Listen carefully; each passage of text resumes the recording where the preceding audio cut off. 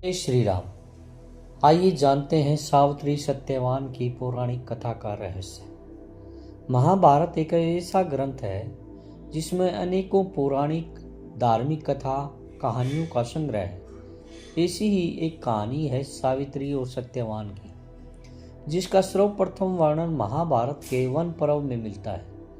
जब वन में गए युधिष्ठिर मार्कंडे मुनि से पूछते हैं कि क्या कोई अन्य नारी भी द्रौपदी की जैसे पवित्रता हुई है, जो पैदा तो राजकुल में हुई है पर पतिव्रत धर्म निभाने के लिए जंगल जंगल भटक रही है। तब मार्कंडे मुनि युधिष्ठिर को कहते हैं कि पहले भी सावित्री नाम की एक नारी इससे भी कठिन पतिव्रत धर्म का पालन कर चुकी है, और मुनि युधिष्ठिर को यह कथा सुनाते हैं।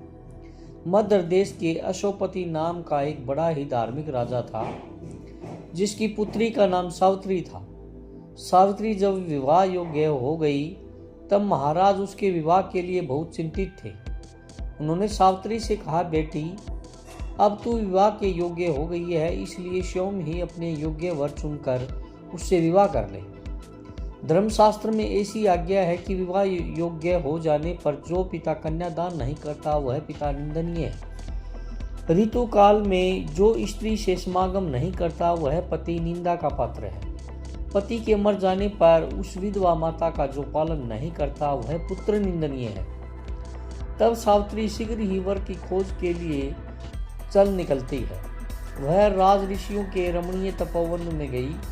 कुछ दिन तक वह वर की तलाश में घूमती रही। एक दिन मध्यराज अशोकपति अपनी सभा में बैठे हुए देव ऋषि बातें कर रहे थे। उसी समय मंत्रियों के सहित सावित्री समस्त वापस लौटी। तब राजा की सभा में नारद जी भी उपस्थित थे। नारद जी ने जब राजकुमारी के बारे में राजा से पूछा तो राजा ने कहा कि वे अपने वर की तलाश में गई हैं। जब राजकुमारी दरबार पहुंची और राजा ने उनसे वर के चुनाव के बारे में पूछा तो उन्होंने बताया कि उन्होंने शालव देश के राजा के पुत्र जो जंगल में पले बढ़े हैं उन्हें पति रूप में स्वीकार किया है। उनका नाम सत्यवान है। तब नारद मुनि बोले, राजेंद्र, ये तो बहुत ही खेद की बात है, क्योंकि इस वर में एक दोष है। तब राजा ने पूछा, वो क्या? तो उन्होंने कहा कि जो वर सावित्री ने चुना है उसकी आयु कम है। वह सिर्फ 1 वर्ष के बाद मरने वाला है। उसके बाद वह अपना देह त्याग देगा। तब सावित्री ने कहा, पिताजी, कन्यादान एक बार ही किया जाता है, जिसे मैंने एक बार वर्ण कर लिया है। मैं उसी से विवाह करूंगी, आप उसे कन्यादान कर दें। उसके बाद सावित्री के द्वारा चुने हुए वर सत्यवान से धूमधाम और पूरे विधि विधान से विवाह करवा दिया गया। सत्यवान व सावित्री के विवाह को बहुत समय बीत गया। जिस दिन सत्यवान मरने वाला था वह करीब था। सावित्री एक एक दिन गिनती रहती थी। उसके दिल में नारद जी का वचन सदा ही बना रहता था। जब उसने देखा कि अब उन्हें चौथे दिन मरना है, उसे 3 दिन व्रत धारण किया। जब सत्यवान जंगल में लकड़ी काटने गया तो सावित्री ने उससे कहा कि मैं भी साथ चलूंगी।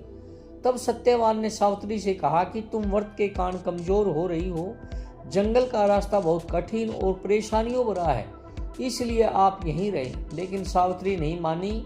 उसने जिद पकड़ ली और सत्यवान के साथ जंगल की ओर चल दी। सत्यवान जब लकड़ी काटने लगा तो अचानक उसकी तबीयत बिगड़ने लगी। वह सावित्री से बोला, मैं स्वस्थ महसूस नहीं कर रहा हूँ। सावित्री, मुझे यहाँ बैठने की भी हिम्मत नहीं है। तब सावित्री ने सत्यवान का सिर अपनी गोद में रख लिया। फिर वह नारद जी की बात याद करके दिन व समय का विचार करने लगी। इतने में ही उसे वहाँ एक बहुत भयानक पुरुष दिखाई दिया, जिसके हाथ में पास था। वे यमराज थे। उन्होंने सावित्री से कहा, तू पतिव्रता स्त्री है, इसलिए मैं तुझे संभाषण कर लूंगा। सावित्री ने कहा कि आप कौन हैं? तब यमराज ने कहा, मैं यमराज हूँ।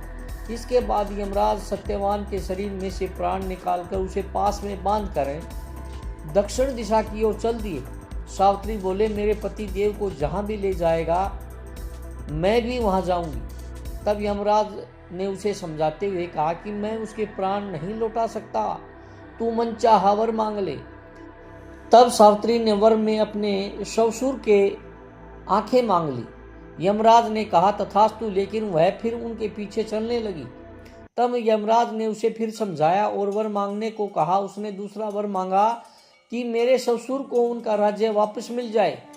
उसके बाद तीसरा वर मांगा, मेरे पिताजी ने कोई पुत्र नहीं है, उन्हें 100 पुत्र हों।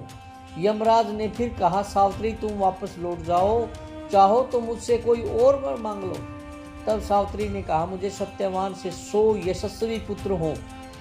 यमराज ने कहा तथास्तु। यमराज फिर सत्यवान के प्राणों को अपने पास में जकड़े आगे बढ़ने लगे। सावित्री ने फिर भी हार नहीं मानी। तब यमराज ने कहा, तुम वापस लौट जाओ। सावित्री ने कहा, मैं कैसे वापस लौट जाऊं? आपने ही मुझे सत्यवान से 100 यशस्वी पुत्र उत्पन्न करने का आशीर्वाद दिया है। तब यमराज ने सत्यवान को पुनः जीवित कर दिया। उसके बाद सावित्री सत्यवान के शव के पास पहुंची और थोड़ी देर में सत्यवान के शव में चेतना आ गई। अगर आपको ये वीडियो अच्छी लगी हो तो प्लीज़ लाइक, सब्सक्राइब और कमेंट जरूर करिएगा। जय श्री राम लिखकर।